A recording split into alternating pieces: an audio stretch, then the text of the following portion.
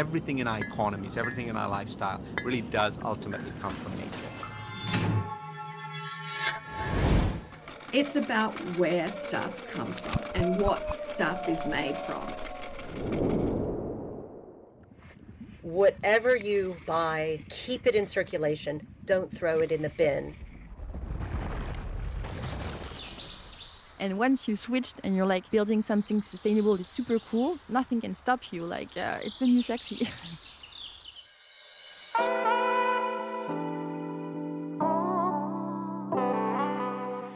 Welcome to Fashion Our Future, the podcast where we explore the solutions to make the fashion and luxury industry more sustainable and circular. My name is Lauriane Meulière, I'm 31, I'm a French journalist, entrepreneur, and fashion lover living in Paris. In this podcast, I went virtually all over the world to collect the words and knowledge of the people who are working behind the scenes to make change happen. Together, we'll go beyond the labels on our clothes to understand their impact on the environment and the game-changing solutions that will shape the future of fashion. So hop on, it's gonna be an exciting journey that will empower you with concrete knowledge and hope for the future.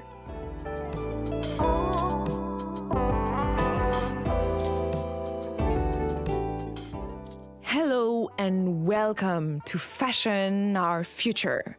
I'm your host, Lauriane Meulière, and in this first episode, we're going to get real and raw. Oh, nice sweater. Where does it come from? Usually when someone asks you that, you're likely to proudly answer with the name of your sweater's brand or say with a touch of Parisian nonchalance, "Oh, that? I found it in a local shop down the street. It's secondhand." Well, by the end of this episode, I hope you'll be the kind of person who answered that it all started with a seed that grew into a flower, thanks to water, sun, and nutrients from the soil. Then it was pollinated by butterflies who turned it into cotton fibers. Before you get to that expert level, let me gather a few things I've learned while making this podcast that are useful to have in your head before we go further.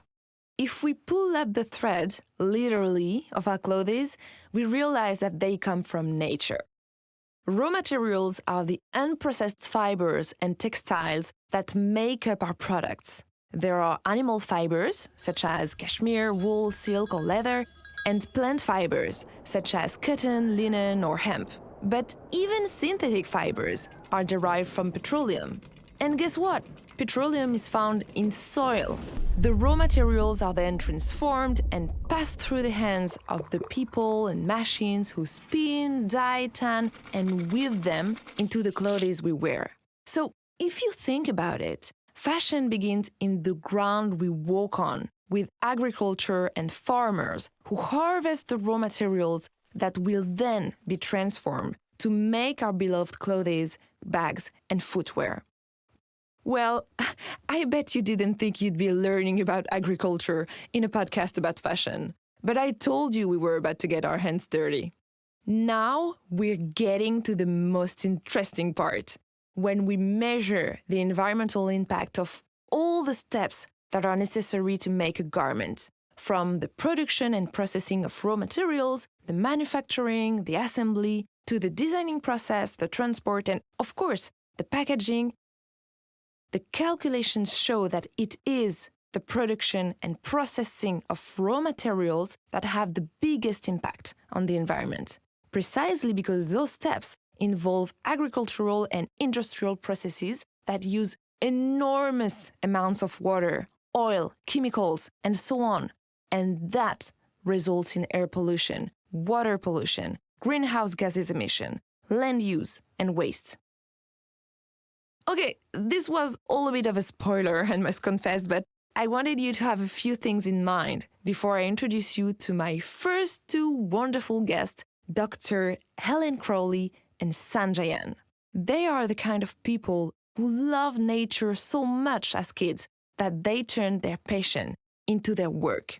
And let me tell you that by listening to them while in Paris, all I wanted to do was go for a walk in the forest and observe the immensity and beauty of nature. No joke.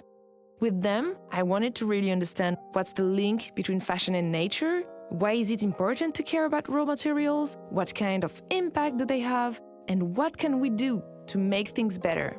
That's exactly what we will investigate in this first episode.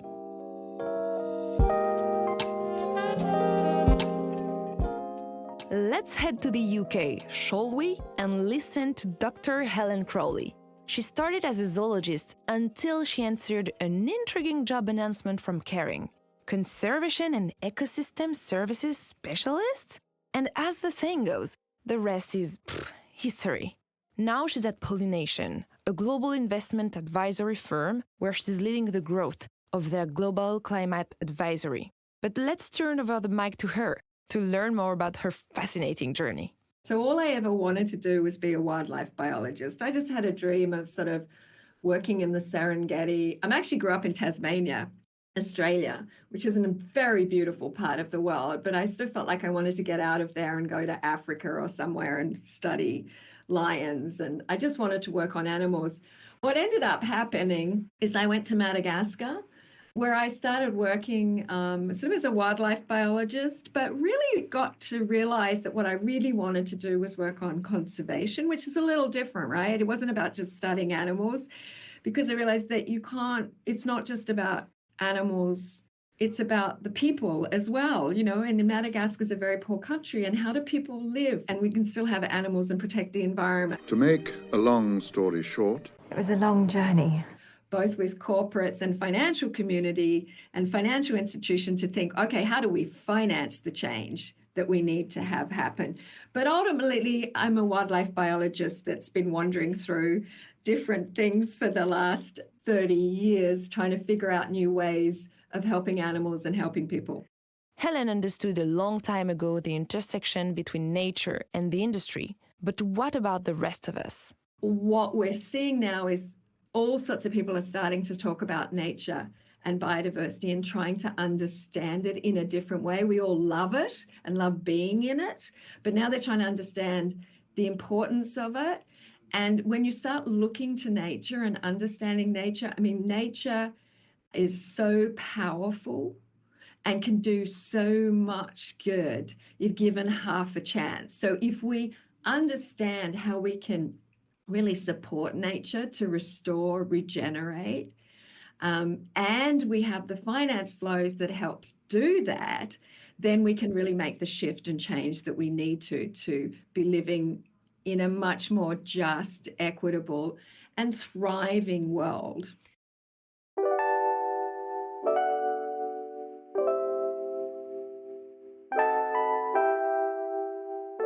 It's sort of this ultimate paradox, is that nature has so much value, but it is not ever, recognized in terms of our economic system and our financial paradigm. So let me just step back up a bit, because it's not just the financial institutions that can change and are starting to change, and the flows of finance.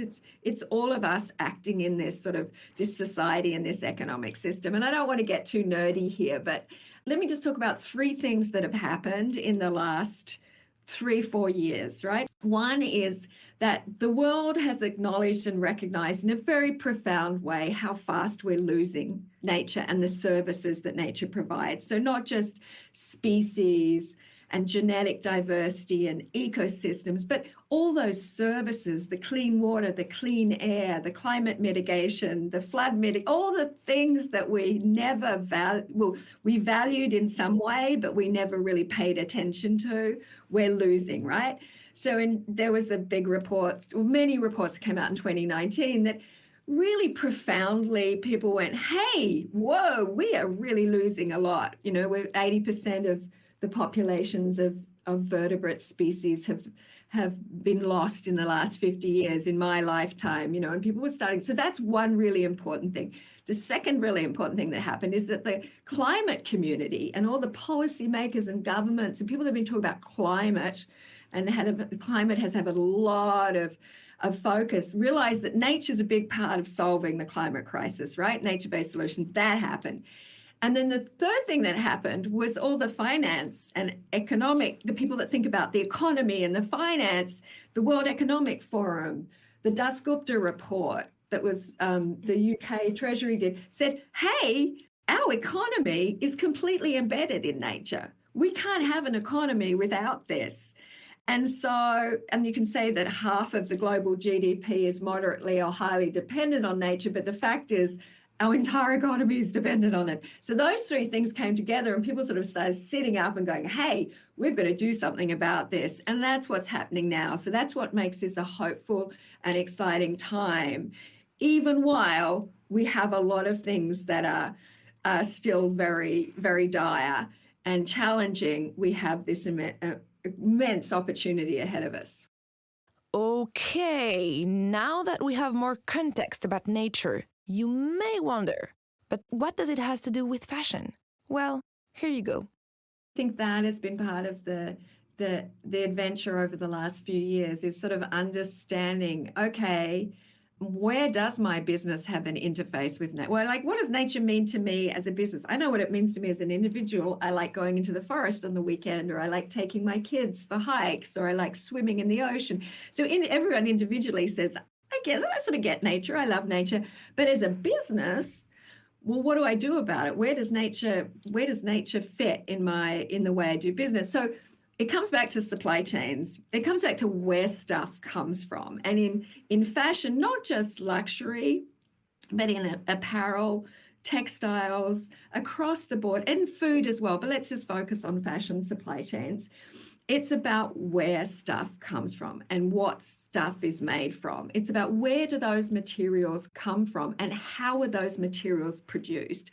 That is the biggest part of the footprint of where you have an impact on nature. You might not think about that, but one of the things that Kering did with their environment profit and loss account, which was really pioneering and is still quite remarkable. Little pause here. Helen talks about an open source tool developed by Kering that other brands can use to calculate their impact on the environment throughout the entire supply chain. We'll talk more in depth about that in episode 2. But first, let's rewind just a bit and listen to what Helen has to say about it.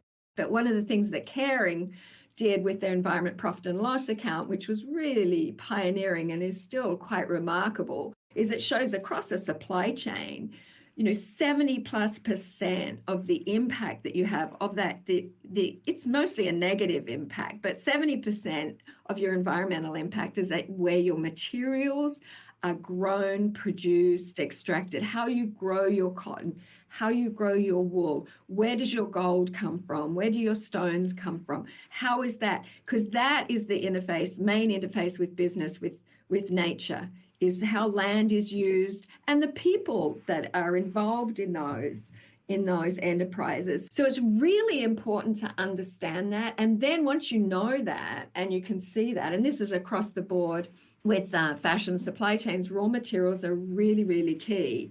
I mean, land use change is one of the biggest drivers of biodiversity loss. So if you could make a difference in the way you grow your cotton, the way you grow your wool, you can not only reduce your negative. And this is where it gets really fun and exciting. It's not just about doing less bad. You can actually do more good. You can restore the soil. You can bring back pollinator species. You can grow more trees. You can actually create positive outcomes by doing things differently where your materials come from. And this is it's just a really huge opportunity. So understanding where the fabrics and fibers come from, where the materials, whether it's rubber, silk, cashmere, leather, and how can we shift that to being something that drives really good outcomes? How can we help those farmers and producers do things differently and support them so we can have these positive outcomes is the great opportunity.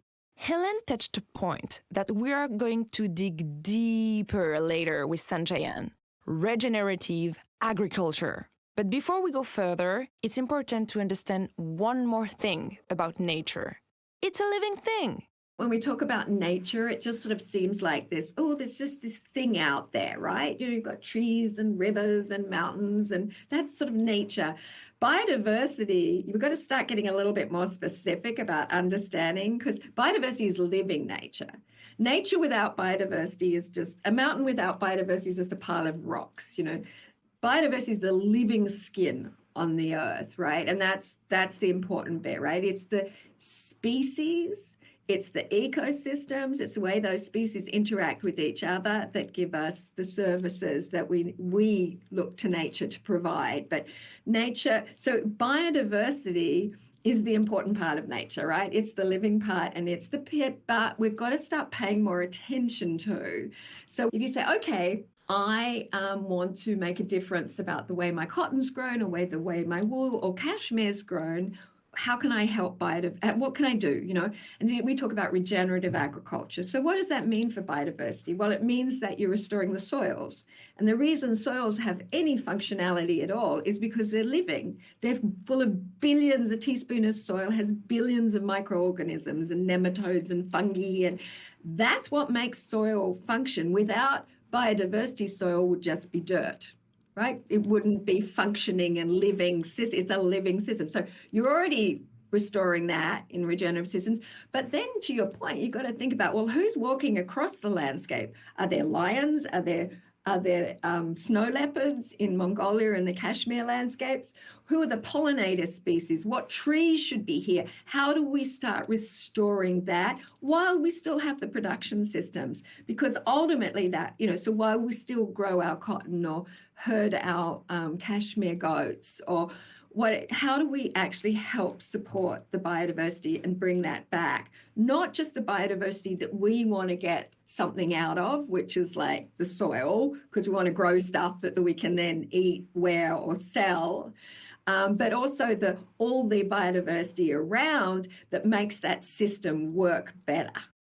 Okay, now we have a better understanding of the dependency of fashion on nature. And it is an intricate relationship, especially when it comes to the production and the transformation of raw materials to make our clothes.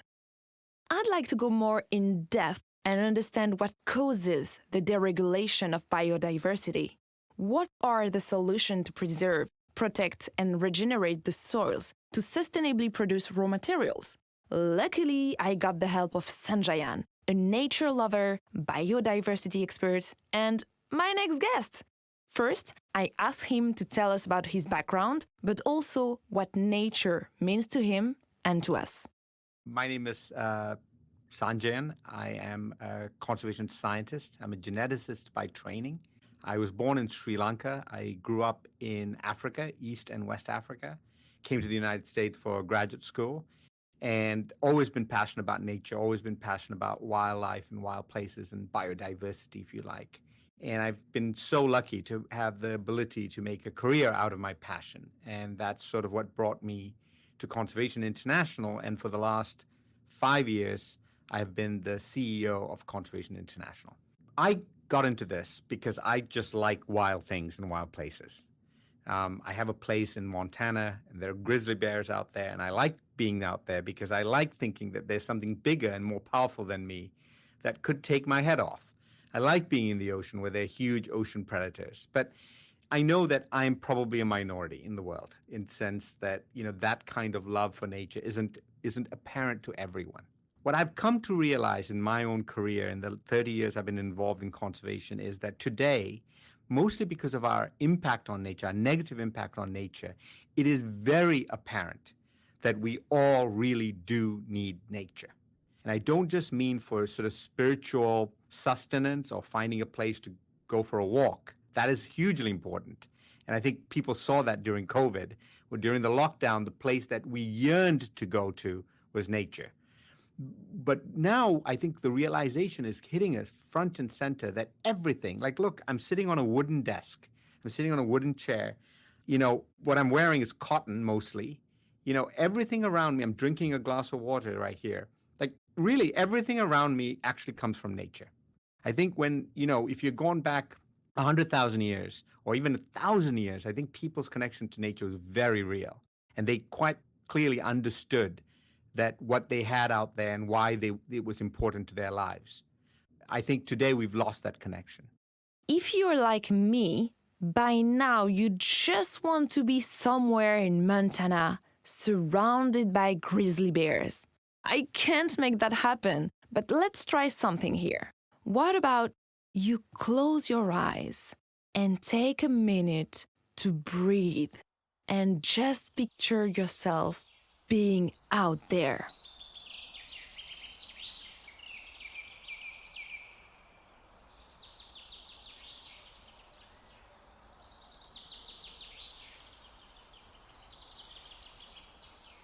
I hope you enjoyed that little pause. Now, let's get back to Sanjayan. Just like Helen, he observed a shift in the way we consider nature and the dependency we have on it. So the first part of conservation is understanding that everything in our economies, everything in our lifestyle really does ultimately come from nature.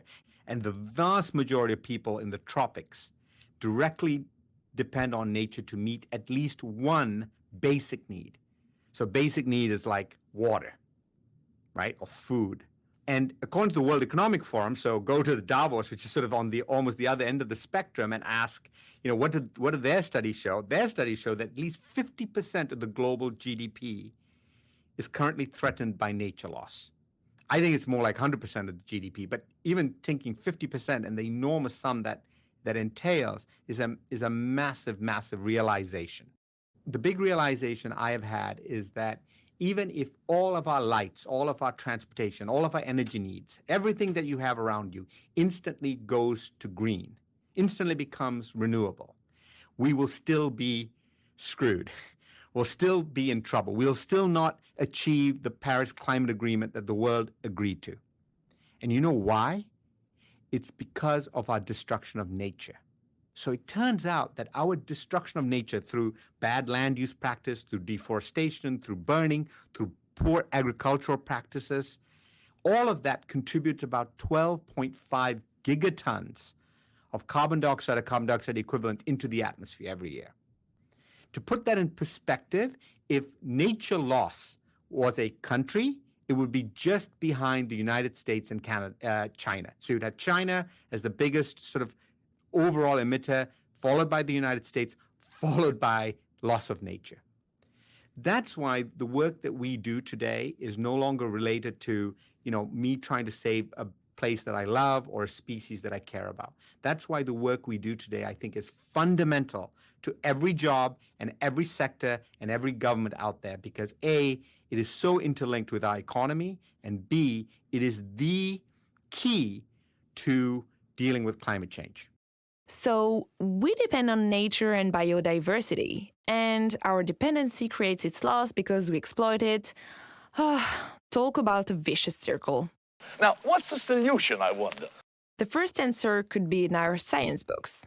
Do you remember that plants absorb carbon dioxide? That's the magic of nature. Let's hear what Sanjayan has to say about it. So in strict terms, I think nature is a general term one uses for the outside. You can bring nature into your house through houseplants and fish tanks and things like that, but generally you think of nature as what is outside. So a park, a city park, could be considered nature just as a national park, and a very remote protected area could be called nature. Biodiversity is a much more specific term. It is a term that tries to quantify the diversity and abundance of species. And so, you do see the abundance and diversity increase in places that are typically unimpacted by humans. And in the tropics, you have very, very high biodiversity. You go to a tropical rainforest, it's like walking into a cathedral of life. You look up there, look around you, it's just dripping with life. All sorts of life forms, fungi, plants, insects beyond belief, birds, mammals, etc. They're interrelated because I think most scientists find that when you reduce biodiversity, when you go into a forest, for example, and you take out the species, it creates an unraveling of that ecosystem. So they're related, but the truth is, if you take out biodiversity, you are unraveling nature. So nature is made of carbon. We are carbon life forms. If remember the carbon that we burn in order to fuel our cars and planes and our life is old nature. It's trees from the Carboniferous era, like hundreds of millions of years ago, trees that have become fossilized, that have turned into coal or oil that we're now pumping out and then putting into the atmosphere. That's sort of black carbon. But there's also green carbon and maybe even blue carbon, which is the living carbon that is still on the planet, on the surface of the planet. So when you burn a tree, you know this, when you light a fire or create a barbecue or put a log on your fire, what you're basically doing is taking carbon that has been stored by that plant and you're destroying it. You're burning it and putting much of that carbon into the atmosphere. And that's why the destruction of nature creates so much emissions. It's not only carbon, but it's carbon dioxide, but carbon dioxide is the big one. When you dig the soil up, there's carbon trapped in that soil, and you turn it over, it dries out. As it dries out, that carbon dioxide is released. So nature is the only way we have today. This is an amazing thing. If you want to get carbon dioxide out of the atmosphere, you want to reduce greenhouse gases, the only mechanism we have today at scale that can do this and can do it for a very small amount of money is nature. Nature is the only way we can actually take carbon dioxide out of the atmosphere and trap it. And that's what plants do. You should walk outside and thank every tree you see because it is basically working for you. And frankly, it's been working for you for millions of years, or hundreds of thousands of years for free. And I think it's time we help it a little bit and pay it back. Now, you get why it's important to fight against deforestation and the destruction of biodiversity. They play such an important part in capturing the carbon dioxide in the atmosphere, and that is responsible for climate change. But what else can we do? Remember when we talked about regenerative agriculture with Helen? I asked Sanjayan about a concrete example to help us understand why it takes so much time to implement. So if you think about all the things that we do to the planet that put carbon dioxide into the atmosphere from our impact on nature, agriculture is the biggest slice of the pie. And it's an incredibly tricky one because we obviously need agriculture. We need it for the food we eat. We need it for the clothes we wear, for the fiber that we need. So agriculture is a hugely important thing to lift people out of rural poverty, to keep the world fed. But at the same time, it's contributing an enormous amount to carbon dioxide and the loss of biodiversity. A lot of agricultural frontiers are in wild regions. Like most biodiversity has been lost on the planet because of agriculture, not because people went out and hunted it. Because guess why? The places that are good for growing things also tend to be good for wildlife, right? That's the conflict. So how we change agricultural practices has to be front and center of our fight against climate change and the loss of biodiversity. And people think that the way to do it is not to do agriculture, because if you didn't do agriculture, humanity goes back to hunter-gatherer, lifestyles of, 200,000, 100,000 years ago. But really it is to do what we are now understanding as regenerative agriculture. Agriculture that is first and foremost has a low impact on land and water, but also then puts back biodiversity, puts back soil carbon.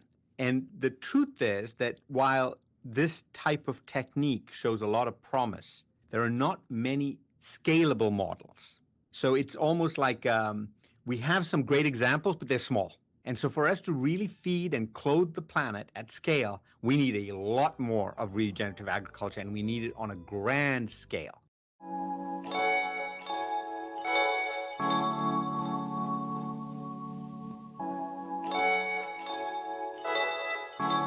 More recently, with the team from Kering, I got to go to South Africa and see one of our projects that are regenerative projects. And this is ranching.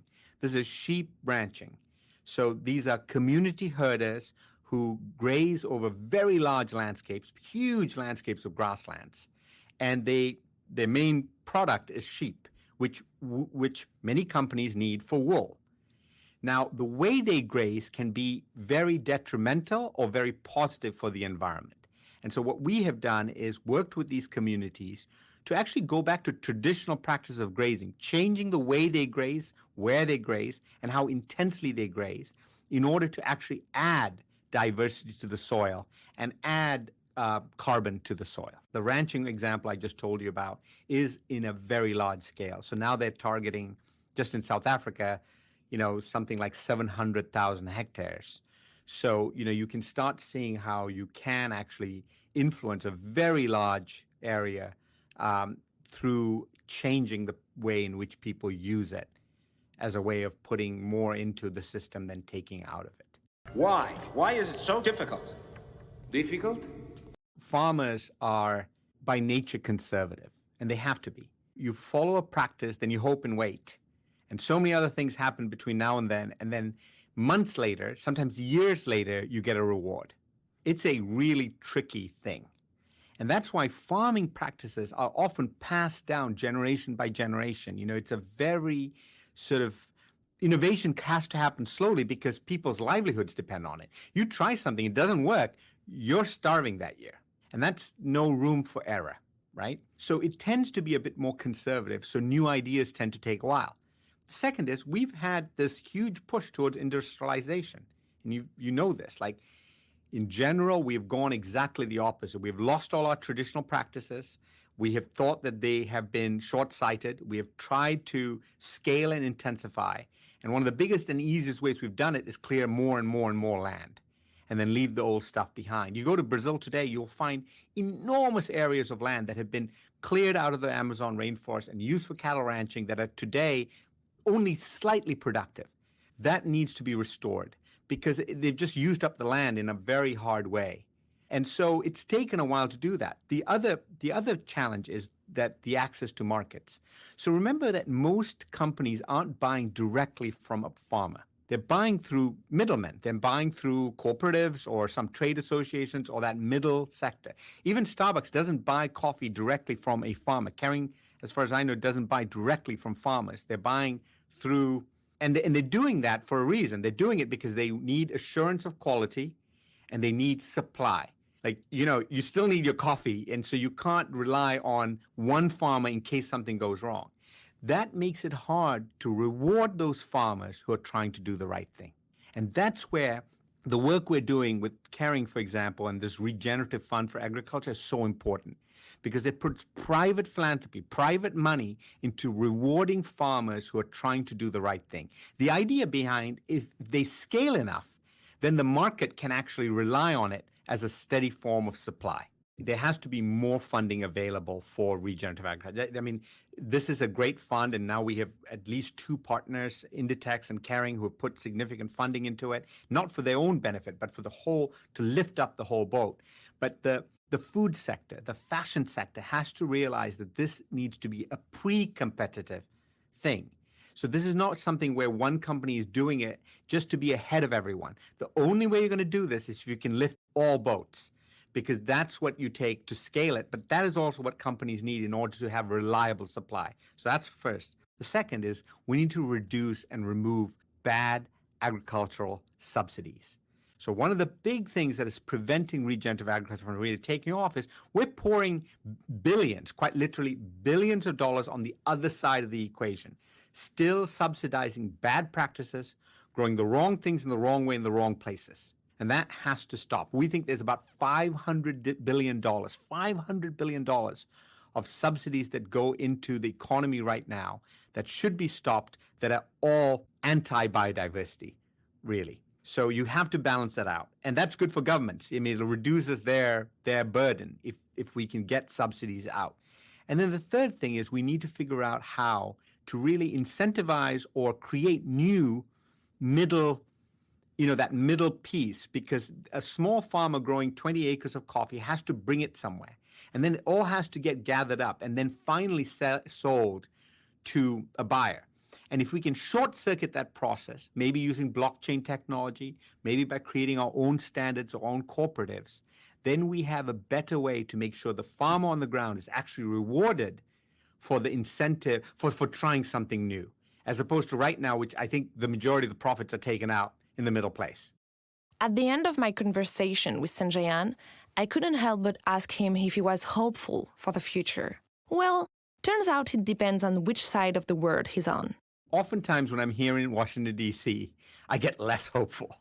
When I'm in conferences, I get less hopeful. But then I go to the field. Like I literally just got back a week ago from seeing our work in the eastern Cape of South Africa. This is in the Drakensberg Mountains, high montane grasslands, almost pastoral. Like you'd think that this was somewhere in Switzerland or Montana. You would never think this is in Africa, at least for my own brain. And I've spent a lot of time there. And you see these communities that have been farming and ranching here for a long time, and here sheep farming and some cattle, and they are willing to change their practice. I mean, they are really tuned in. In fact, in some ways, they're ahead of us. So you go there, You meet these people, you hear their stories, and you see how our fund is actually helping them make this transformation. You come back just fired up. It really is very, very inspiring. I mean, it's a beautiful landscape. There's falcons everywhere. There are waterfowl, ducks, birds. I mean, amazing wildlife. But the communities, there's a farmer we met. I mean, when I say farm, I mean, he's a community guy. He lives out there, very remote village. You can just picture this. And he came to this meeting with us and he said, when the soil prospers, we prosper. That's him getting regenerative agriculture. Without ever using that word, he got it. When the soil is healthy, they're going to have ultimately more money.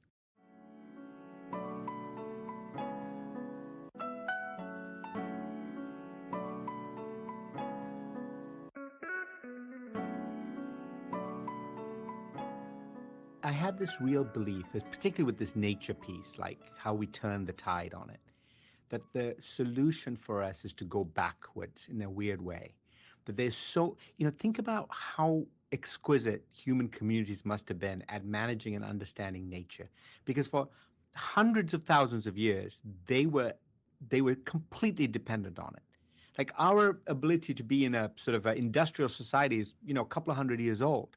And yet we have this enormous collective history that goes back 100,000 years plus about understanding and managing nature. And I think the lessons for our future are actually buried in our past.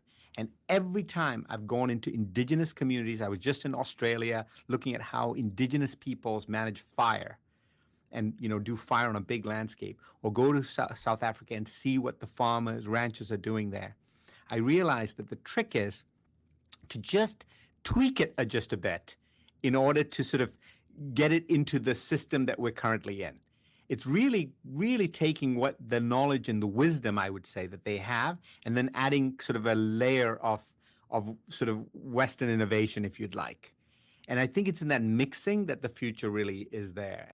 And if we are going to change society, make the world a better place, first we have to change people. Time for a quick recap.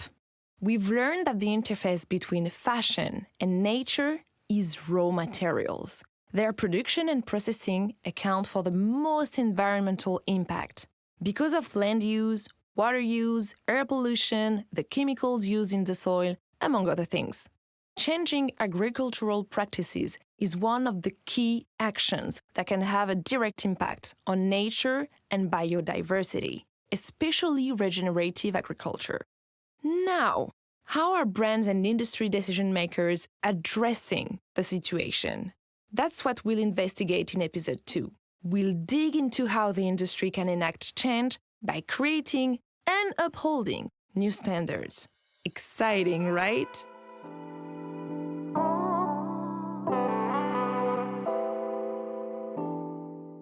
Thank you for listening to Fashion Our Future, a podcast brought to you by Kering, produced by Kikina Studio. If you like this episode, you can share it with your friends, family, colleagues, and on social media using the hashtag #FashionOurFuture. You can also leave 5 stars and a review on your favorite podcast app. And yes, we read every single comment. You'll find me on Instagram @LaurianeME for some insights and behind the scenes. See you soon!